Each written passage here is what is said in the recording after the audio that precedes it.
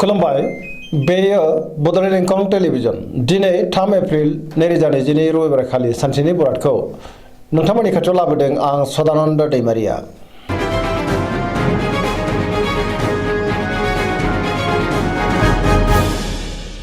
सिगां फरायनो लादों मेष राशि गिबि हांखो अ ल दिनैनि साना जोबोद मोजां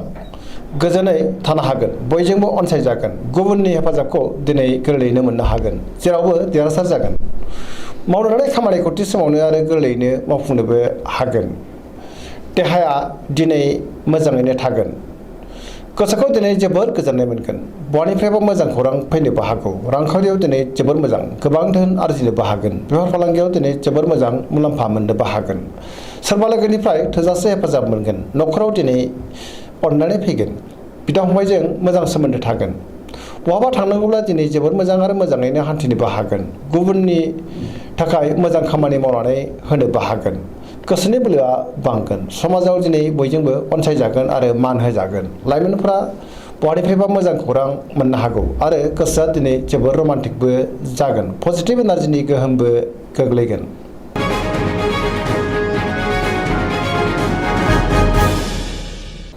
वृष राशि गिबि हांखो इ उ ब दिनैनि साना जोबोर मोजां गुबुनखौ फोथायनो हागोन गोसोखौ दिनै जोबोर गोजोननाय मोनगोन गोसोनि बोलोआबो बांगोन मावनो लानाय खामानिखौ थि समावनो आरो गोरलैयैनो मावफुंनोबो हागोन समाजाव गोबां मान मोनगोन बयजोंबो गोरोबनो रोंगोन रांखावरियाव दिनै जोबोर मोजां गोबां धोन आरजिनोबो हागोन बेफार फालांगियावबो दिनै जोबोर मोजां मुलाम्फा मोननो हागोन आयाबो बांगोन न'खराव दिनै बिसि फिसायनि गेजेराव अनलायनाय फैगोन बिदा फंबायजों मोजां सोमोन्दो थागोन आरो अनलायनायबो फैगोन देहाया मोजाङैनो थागोन जायखि खामानि मावा मानो मोनफ्रोमबो खामानिखौनो दिनै गोरलैयैनो मावफुंलांनो हागोन लोगोफोरनि थोजासे हेफाजाब मोनगोन गोसोनि साननायफोरा दिनै मोगथाङाव जाफुंगोन पजिटिभ एनार्जिनि गोहोमबो गोग्लैगोन लाइमोनफोरा मोजां खौरां मोननो हागौ।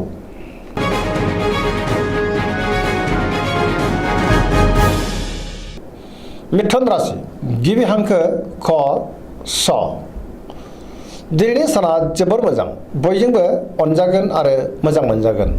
सुथुरखौ गोरलैयैनो फेजेननो हागोन गोसोखौ दिनै जोबोर गोजोननाय मोनगोन देहाया मोजाङैनो थागोन रांखावरियाव जोबोर मोजां होनजायो गोबां धोन आरजिनोबो हागोन आरो मोननोबो हागोन आयाबो बांगोन बेफार फालांगियाव गोबां मुलाम्फा मोनगोन न'खराव दिनै बिसि फिसायनि गेजेराव अननानै फैगोन बिदा फंबायजों मोजां सोमोन्दो थागोन समाजावबो गोबां मान मोनगोन गोसोनि बोलोआ बांगोन मावनो लानाय खामानिखौ थि समावनो आरो गोरलैयैनो मावफुंनोबो हागोन सोरबा लोगोआ थोजासे हेफाजाब होगोन सोरजोंबा बाख्नाय जानोबो हागौ गुबुनजों मोजां सोमोन्दो लाखिनोबो रोंगोन लाइमोनफोरनि गोसोआ दिनै जोबोर रमान्टिक जागोन आरो गावबा गावनि गोसोनि साननायफोरखौबो फोरमायलायनोबो हागोन पजिटिभ एनार्जिनि गोहोमबो गोग्लैगोन।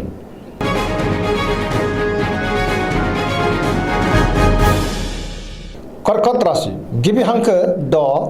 ड ह दिनैनि साना मोजां आरो गाज्रिनि गेजेरजों बाबेनलांगोन गोसोखौ दिनै जोबोर उसाव बादाव मोनगोन सोरबा लोगोनिफ्राय हरखाबै गाज्रि खौरां फैनोबो हागौ सांग्रां जानाया गाहाम गोसोनि साननायफ्रा देबार नांगोन गोसोआव नेगेटिभ साननाय फैगोन मावनो लानाय खामानिखौ मावफुंनो गोब्राब जागोन रांखावरियाव बारा मोजां नङा नाङा फाङा खरसाया बांगोन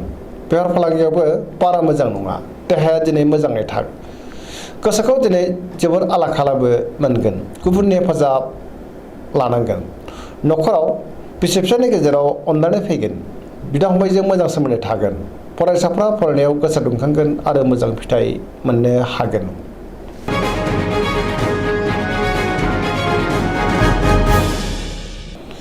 सिंह राशि गिबि हांखो म ट दिनैनि साना जोबोर मोजां गुबुननि थाखाय गोबां मोजां खामानि मावनानै होनो हागोन आरो गोसोखौ जोबोर गोजोननाय मोनगोन गोसोआव पजिटिभ साननाय फैगोन मावनो लानाय खामानिखौ थि समावनो आरो गोरलैयैनो मावफुंनोबो हागोन सोरबा लोगोनिफ्राय मोजां खौरां मोननो हागौ बहाबा हान्थियोब्ला जोबोर मोजां आरो मोजाङैनो हान्थिनोबो हागोन रांखावरियाव जोबोर मोजां मोननो गोनां धोनखौबो दिनै मोननो हागोन आरजिनाय धोनखौबो दोनथुमनो हागोन बेफार फालांगियाव दिनै जोबोर मोजां मुलाम्फा मोनगोन गोसोनि साननायखौ दिनै गुबुननो फोरमायनो हागोन, न'खराव अननानै फैगोन, समाजावबो मान मोनगोन, गुबुननि गोसोखौ दिनै गोरलैयैनो बोनोबो हागोन, देहायाबो मोजाङैनो थागोन, पजिटिभ एनार्जिनि गोहोम गोग्लैगोन, जायखि खामानि मावामानो मोनफ्रोमबो खामानियावनो दिनै जाफुंसारगोन।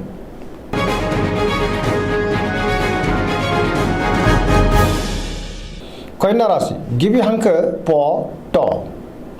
दिनैनि साना जोबोर मोजां, गोसोआव पजिटिभ साननाय फैगोन, गोथों आरो गोग्गो साननो रोंगोन, गियाननि आंखाल जानाय नङा, मोनफ्रोमबो खामानिखौनो दिनै मोजाङैनो मावफुंलांनो हागोन, रांखावरियाव जोबोर मोजां, आयाबो बांगोन, बेफार फालांगियाव जोबोर मोजां मुलाम्फा मोनगोन, देहाया मोजाङैनो थागोन। अब्लाबो नाथाय जानाय लोंनायाव सांग्रां जानांगोन। गोबां मुंदांखा सुबुंजों लोगो मोनज्लायनोबो हागौ, न'खराव बिसि फिसायनि गेजेराव अनलायनाय फैगोन, सोरजोंबा बाख्नायजानोबो हागौ। पजिटिभ एनार्जिनि गोहोम गोग्लैगोन, गोसोआ दिनै जोबोर खुसि जागोन, सोरनिबा सायाव गोबां अननाय फैगोन आरो गावबो गुबुनजों अनजागोन।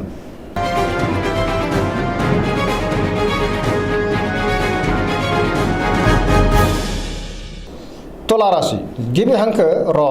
ट। दिनैनि साना जोबोर मोजां, गोसोनि बोलोआ बांगोन, गोसोनि साननाया जाफुंगोन, मावनो लानाय खामानिखौ थि समावनो आरो गोरलैयैनो मावफुंनोबो हागोन, देहाया दिनै मोजाङै थागोन, अब्लाबो नाथाय जानाय लोंनायाव सांग्रां जानांगोन, रांखावरियाव जोबोर मोजां, गोबां धोन आरजिनोबो हागोन, मोननो गोनां धोनखौबो मोननो हागोन, न'खराव दिनै बिसि फिसायनि गेजेराव अनलायनाय फैगोन, बिदा फंबायजों मोजां सोमोन्दो थागोन, गोबां मुंदांखा सुबुंजों लोगो मोनज्लायनोबो हागौ, बेफार फालांगियाव मोजां मुलाम्फा मोनगोन, गुबुननि गोसोखौ बोनो हागोन, लोगोफोरनि हेफाजाब मोनगोन, गोदान थांखि लानो रोंगोन, सेंग्रा सिख्लाफोरनि गोसोआ दिनै जोबोर रमान्टिक जागोन आरो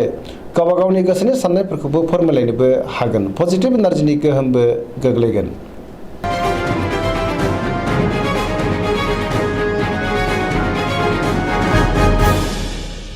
वृश्चिक राशि गिबि हांखो न स। दिनैनि साना जोबोर मोजां, बयजोंबो अनजागोन आरो गुबुनखौबो अननोबो रोंगोन, गावबो अनसायजागोन, समाजावबो लोगो लेवा बांगोन, सोरबा गोजाम लोगोजों बहाबा लोगो मोनज्लायनोबो हागौ, गोसोआव गोग्गो आरो गोथों साननाय फैगोन, मावनो लानाय खामानिखौ थि समावनो आरो गोरलैयैनो मावफुंनोबो हागोन, गुबुननिफ्राय थोजासे हेफाजाब मोनगोन, गोसोनि साननाया मोगथाङाव जाफुंगोन, गोसोनि बोलोआबो बांगोन, समाजावबो दिनै गोबां मान मोनगोन, न'खराव बिसि फिसायनि गेजेराव अनलायनाय फैगोन, बिदा फंबायनिफ्राय थोजासे हेफाजाबखौ मोननो हागोन, रांखावरियाव जोबोर मोजां, नाथाय अब्लाबो खरसायाबो बांगोन, बेफार फालांगियाव जोबोर मोजां मुलाम्फा मोनगोन, मोननो गोनांखौ मोननो हागोन, देहाया मोजाङैनो थागोन, गुबुननि हेफाजाबखौ मोनगोन, फरायसाफ्रा फरायनायाव गोसो दुंखांगोन आरो मोजां फिथाइ मोननोबो हागोन, लाइमोनफ्रा जोबोर रमान्टिक जागोन आरो गावबा गावनि गोसोनि साननायखौ फोरमायलायनोबो हागोन।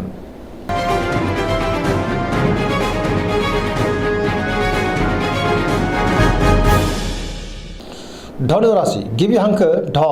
फ फ। दिनैनि साना जोबोर मोजां, गोसोआव गोग्गो आरो गोथों साननाय फैगोन, मावनो लानाय खामानिखौ थि समावनो आरो गोरलैयैनो मावफुंनोबो हागोन, गोसोनि साननायफ्रा जाफुंगोन, रांखावरियाव जोबोर मोजां, मोननो गोनां धोनखौ मोननो हागोन, बेफार फालांगियावबो दिनै जोबोर मोजां मुलाम्फा मोनगोन, समाजावबो गोबां मान मोननो हागोन, देहाया दिनै मोजाङैनो थागोन, न'खराव अनलायनाय फैगोन, बिदा फंबायनि हेफाजाबखौ मोनगोन, बहानिफ्रायबा मोजां खौरां फैनोबो हागौ, लाइमोनफोरनि गोसोआ दिनै जोबोर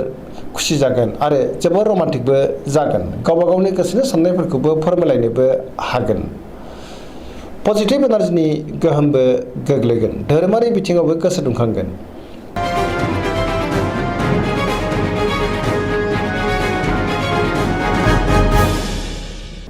मकर राशि गिबि हांखो ख ज। दिनैनि साना जोबोर मोजां, गोसोनि साननाया जाफुंगोन, सिगांनि बबेबा आद्रा खामानिखौ दिनै गोरलैयैनो मावफुंनो हागोन, रांखावरियाव जोबोर मोजां, आयाबो बांगोन, नाथाय अब्लाबो खरसायाबो बांगोन, मोननो गोनां धोनखौबो मोननो हागोन, बेफार फालांगियावबो दिनै जोबोर मोजां मुलाम्फा मोनगोन, गुबुनजों मोजां सोमोन्दो लाखिनो रोंगोन, मावनो लानाय खामानिखौ थि समावनो आरो गोरलैयैनो मावफुंनोबो हागोन, गोदान खामानिखौ दिनै जागायजेननोबो हागोन, न'खराव बिसि फिसायनि गेजेराव अनलायनाय फैगोन, बिदा फंबायजों मोजां सोमोन्दो थागोन, सेंग्रा सिख्लाफ्रा गावबा गावनि गोसोनि साननायखौ फोरमायलायनो हागोन आरो गोसोआबो दिनै जोबोर रमान्टिक जागोन, पजिटिभ एनार्जिनि गोहोमबो गोग्लैगोन।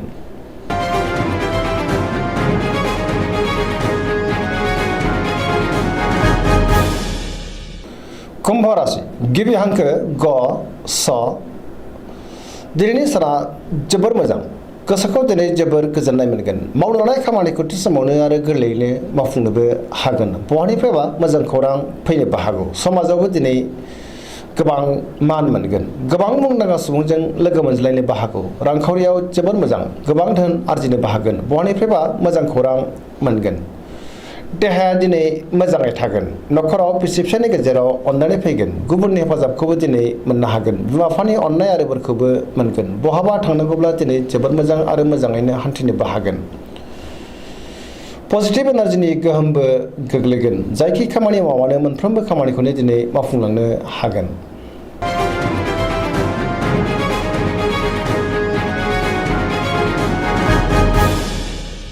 मीन राशि गिबि हांखो ड स दिनैनि साना जोबोर मोजां गोसोआव पजिटिभ साननाय फैगोन गोसोनि बोलोआबो बांगोन गावनि गोसोनि साननायखौ दिनै गुबुननो फोरमायनोबो हागोन देहायाबो मोजाङै थागोन अब्लाबो नाथाय जानाय लोंनायाव सांग्रां जानांगोन बहानिफ्रायबा मोजां खौरां मोननो हागौ रांखावरियाव दिनै जोबोर मोजां बेफार फालांगियावबो जोबोर मोजां मुलाम्फा मोनगोन नखराव बिसि फिसायनि गेजेराव अननानै फैगोन गोसोनि बोलोआबो बांगोन सोरजोंबा बाख्नायजागोन लाइमोनफोरनि गोसोआ दिनै जोबोर रमान्टिक जागोन आरो गावबा गावनि गोसोनि साननायफोरखौबो फोरमायलायनो हागोन गुबुनजों मोजां सोमोन्दो लाखिनो रोंगोन फरायसाफ्रा फरायनायाव गोसो दुंखांगोन आरो मोजां फिथाइ मोनगोन जायखि खामानि मावानो मोनफ्रोमबो खामानियावनो दिनै जाफुंसारगोन गोसोनि साननाय आरो लुबैनाया मोगथाङाव जाफुंगोन सोरजोंबा बाख्नायजानो हागौ दिनैनि राशि फरायनाया एसेनोसै जोबनायाव बेखौनो खावलायो जाहाथे नोंथांमोना सानफ्रामबो जोंनि बे बड'लेण्ड इंखं टेलिभिजनखौ नायबाय थायो आरो साबस्क्राइब खालामो लोगोसे लाइक खालामो आरो शेयार खालामो एसेनोसै गोजोन्थों